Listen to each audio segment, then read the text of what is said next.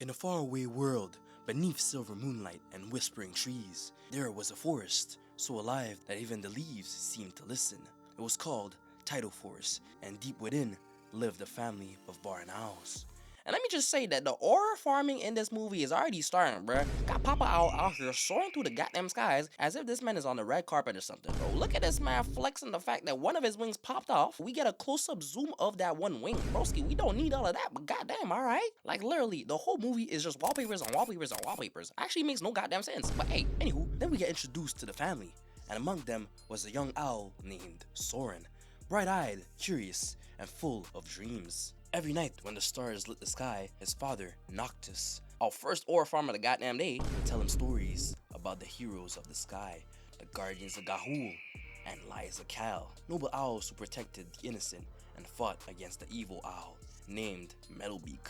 Also got his little sister, and them out here all rich or something. They even got a goddamn serpent as their housemaid. Jesus. Soren believed every word his father uttered about the guardians. He dreamed of flying amongst them, of being brave, and of saving others one day. As he dreams and plays with his little sister, his older brother, Clud, was annoyed and didn't believe in such tales. He thought they were childish, silly dreams for the weaklings. Clud believed and wanted respect, power, glory, and strength. And in that difference, something small began to grow between the two brothers, a shadow of jealousy.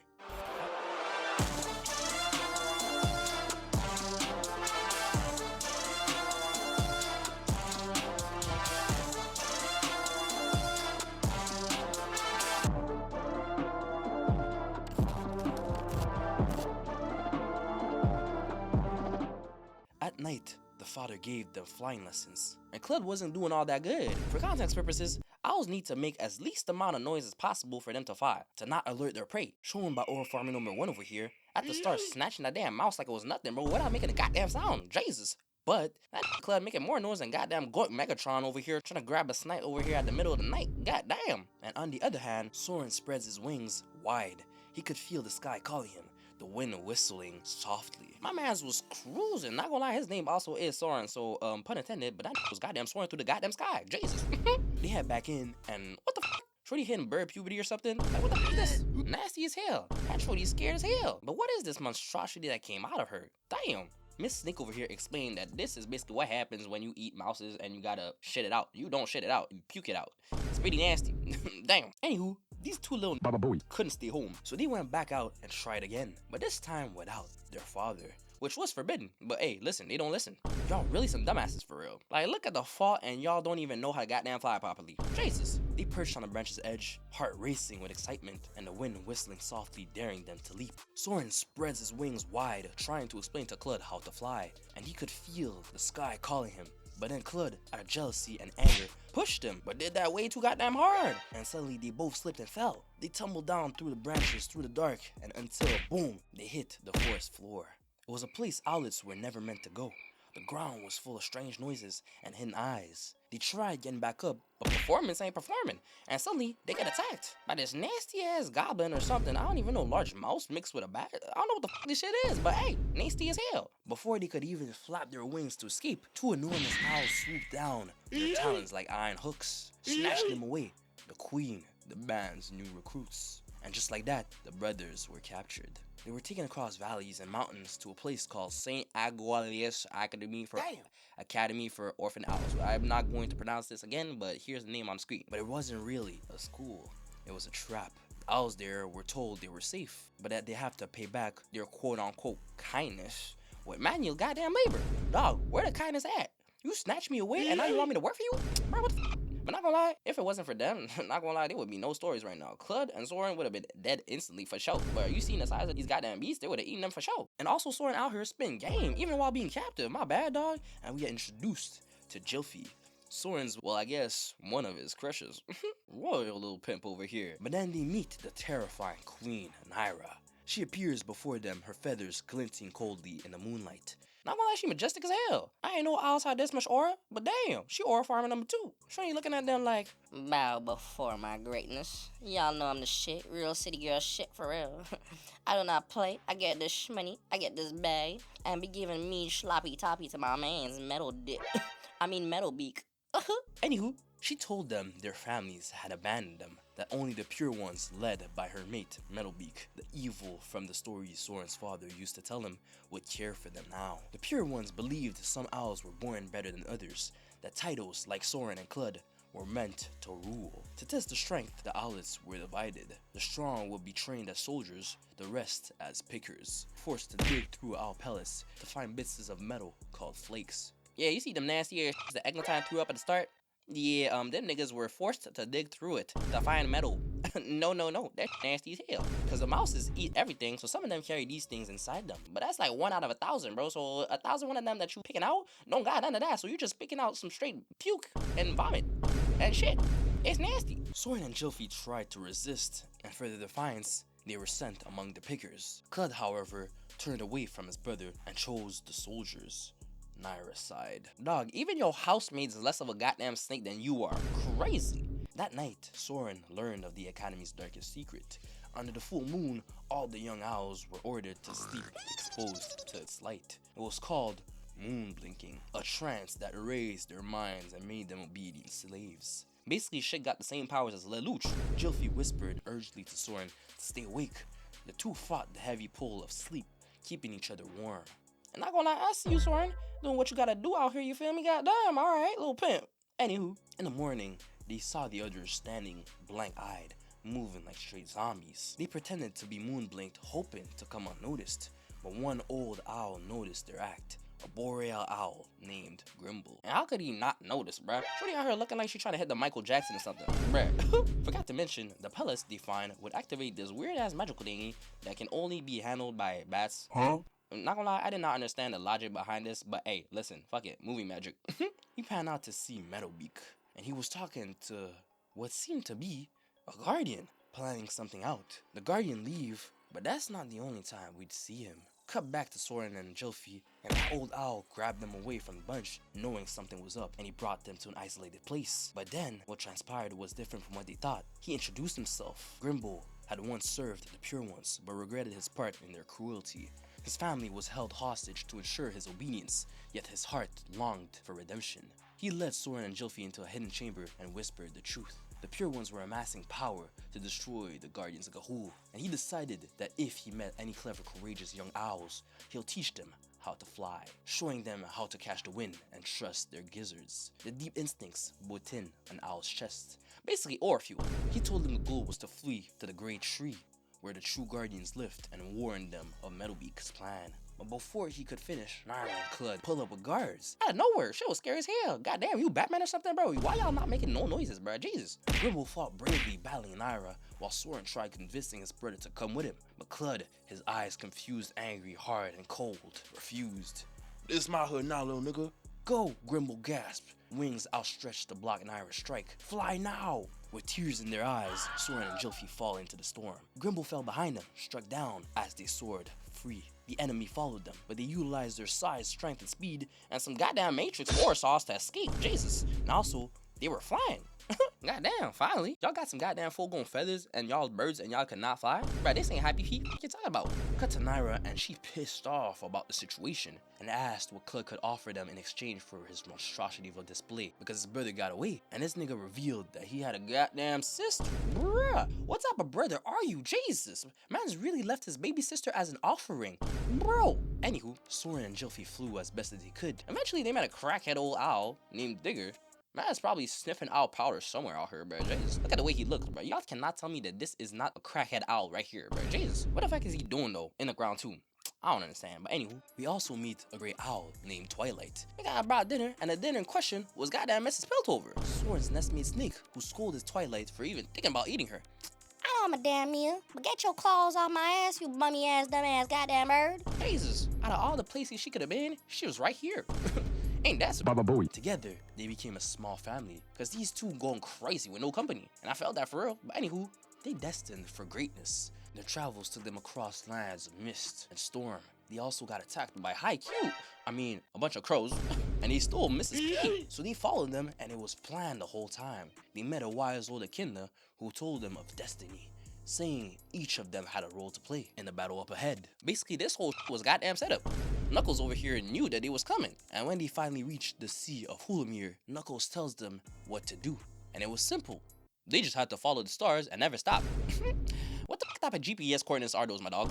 As even said, when you fly and you get tired, you are halfway there. Broski, what type of motivation is this? Are you serious? Is this supposed to make us motivated to go? Or is this supposed to make us motivated to just stay? What the hell? That's just tough. But they believed, and so they took off. As they're flying, a great storm struck. Ice froze Digger's wings, and his strength began to fail. Just when Soren thought that he was gone, two Gigantamasaurus, snowy owls appeared out of nowhere. Guardians themselves. Goddamn majestic as hell, and that's why we see Aura Farmer number 3, the goddamn king. This nigga be posing, flexing, and just looking majestic as hell the whole goddamn time. Damn. And we get some more slow motion wallpapers. Bruh, I swear this movie is filled with wallpapers on wallpapers, bruh. I'm telling you. Soren and the gang followed the Guardians and arrived beneath the glowing branches of the great tree of Gahul, a place of light and harmony where owls of every kind lived together in peace. There we see that the Guardians he met were the king Baran and Queen Baren. Bruh, why do they have the same name basically? It made no sense, but hey, listen. The council is assembled. The wise rulers listen to the story of the Pure One's rising army. But before we continue, look at all the owls and look at the damn King Queen.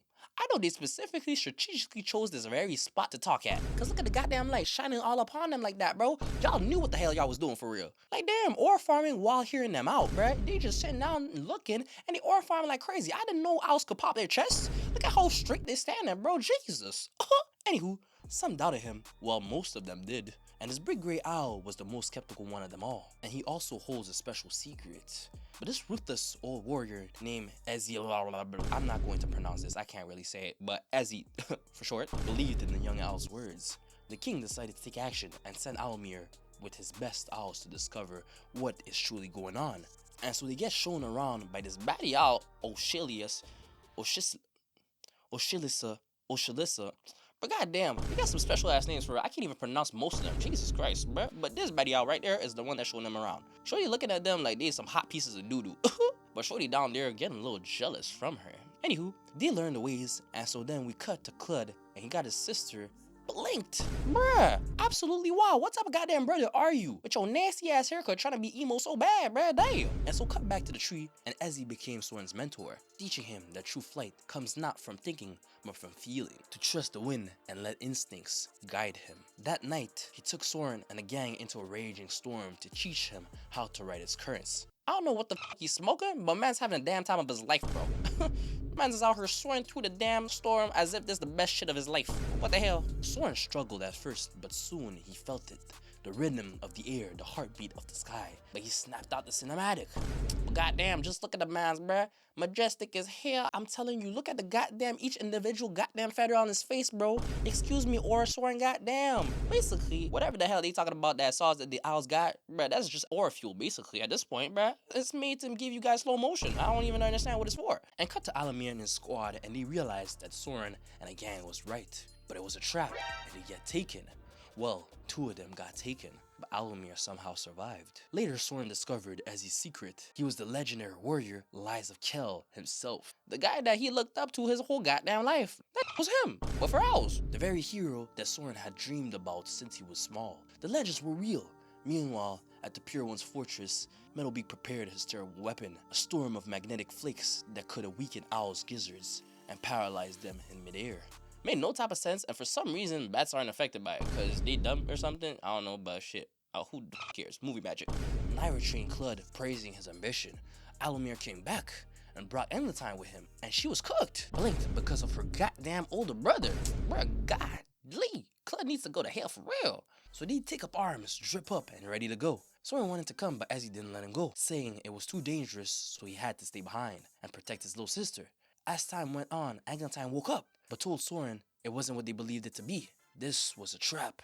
The Guardians arrived. Sneak attacks go crazy. Out here looking like goddamn assassins out or something. Jesus Christ. And out here cooking them up. And then, Enlatine tells us that Alomir was secretly working for Metalbeak. Basically, that owl that was there at the start was Alomir this whole time. It was a trap. Battle's going crazy though. Slow motion to the max, and then boom, they get snatched. The Guardians were ambushed. Soren and his friends rushed to warn them, but it was too late. And not gonna lie, weren't they like 1,000 miles away or something?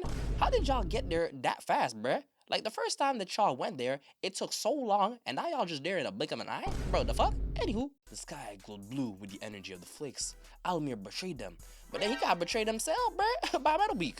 Fudus? As they see an army of bats coming after them, Soren stood forward as a true leader. He sent Twilight, Digger, and Jilfie to fight the bats while he grabbed the pot of burning tar. Whatever the fuck that is. Flying through the fire and smoke, he dove straight into the heart of the storm, trusting his sauce completely, entering the ore zone, and cooking us up with more goddamn wallpapers. Nigga looking like a goddamn surfer in the waves. Now posing in front of the moon too. My bad, we see you flexing out here, Soren. Jesus Christ, I wasn't familiar with your game for real. My bad. I'm telling you, each frame is another goddamn wallpaper. I'll keep on saying that as much as I need to say it, but bro, this movie is a piece of art itself. Damn, it's crazy. Flames trailed his wings as he soared into the flake field, dropped the burning pot and slammed shut the weapon's lid. The field collapsed, freeing the Guardians. As the battle raged, shit is crazy. Just look at the goddamn clashes. And not gonna lie, the King my favorite character of the damn movie, bruh. Like, that nigga really tried to cook him up, but got annihilated instantly, straight to the hospital, gone. Bruh, this movie insane though. Looking like a straight anime fight, but for goddamn owls, bruh. Literally, listen to me. These some goddamn owls out here giving us cinematic better than most freaking shows out there, bruh. Damn. But that big green nigga Twilight having a little too much fun out here, cooking them up too. I cannot lie, Jesus. But I just gotta show off my glorious king real quick, for real, for real. Man's got taken by 3 owls. It was supposed to be a wrap. It was supposed to be over for him. But psych, dodges man's made him knock out his buddy, throws next man's onto his homie, one-shot buddy over here, and his GG's just like that. Crazy. My man's straight out the Matrix, bro. Damn. Got the soul of Keanu Reeves living inside of him or something. Jesus. Naira tried to sneak him, but got cooked by Ezzy. Now fast forward, and Soren found Clud. The two brothers fought in the middle of the burning forest. Why? Soren cried. Why would you fight for them? Clud's voice was full of bitterness. Because they believed in me, like no one else ever had. What the fuck do you mean though? Your parents did believe in you. You had a loving family, a loving household, you rich as hell for owls, and everything was good, but you just goddamn full of jealousy and full of hate. Bruh. While that's happening, Ezzy's fighting Metalbeak and was packing him up. But then he got jumped by Naira and back to Soren, and sparks raining around them as their wings locked. They fell together towards the fire and Clud's wing got hit. He called for help, but just to try and manipulate Soren. His greed and hatred wouldn't stop. Soren reached out, but when Clud grabbed the branch again, he struck once more. But the branch broke and Clud fell into the flames. Dudes, again, well deserved, bruh. Jesus, with everything that you did, you just believe you need to die for real. Heartbroken, Soren turned just as Metalbeak and Naira double teamed Ezzy. In rage, Soren snatched the burning branch and flew towards the enemy. Metalbeak was strong, his mask gleaming red. He knocked Soren to the ground and dove for the kill. He snapped himself out. The fight was crazy, going insane. Soren standing his own, bro. I cannot lie. This nigga like 12 years old, fighting this nigga that's like 45 years old, and he clashing, and he contesting him for real. Damn, he just learned how to fly yesterday too, bruh. And at the last moment, Soren thrusted the fiery branch upwards straight into Metalbeak's chest. The warlord fell, his armor blazing. Naira shrieked and fled into the darkness with the remains of her army. The battle was over. When the smoke cleared, the Guardians stood together. Beneath the morning light, the war had ended, and peace returned to the skies. Soren, Jilfie, and Twilight and Digger were honored as guardians of Ga'Hoole. Their courage celebrated by every owl under the great tree. Yeah, y'all's him for real. And I got a whole goddamn story about y'allselves. My bad. Soren looked up and saw his parents. Like, damn, where y'all asses was at this whole goddamn time, for real? Like, how was they able to capture Eglantine like that, bruh? Damn, y'all would have thought losing 2 of your goddamn kids would have made you double up the protection on Eglantine, but no, Mrs. Maid left and got taken away too, and now Eglantine was gone too, bro. What type of parents are y'all for real? But even in victory, his heart ached for the brother he lost to jealousy and pride. Time passed, the story began telling the story of their journey to new outlets, warning them that darkness still lingers beyond the horizon. For Naira had escaped and Clud's body was never found. Somewhere perhaps the shadow still watches from the ashes. But the young guardian knew the truth, that courage and kindness will always rise higher than fear. And so the legend lived on. Soren once dreamed of being a hero, and in believing, he became one. Because heroes are not born from power or strength. They are born from choices. The choices to believe, to rise, and to protect what is good. When the wind howls and the clouds grow dark, remember this: even the smallest wings can carry the greatest dreams. When others forget who they are, you must remember who you were meant to be. Fly true, fly brave, and never stop believing in the light within you. For that light, like the Guardians, will always guide you back home. So thank you guys for watching this video. Drop a comment down below what I should react to and talk about next, because goddamn, this movie right here is just a cinematic masterpiece. Honestly, every single frame was goddamn insane. I loved every single part of this movie. It was amazing. I would watch again every time, every year, for real. Jesus Christ. So hey, subscribe today to join the journey on the road to 1K, and I'll see you on the next one next week. Ross out.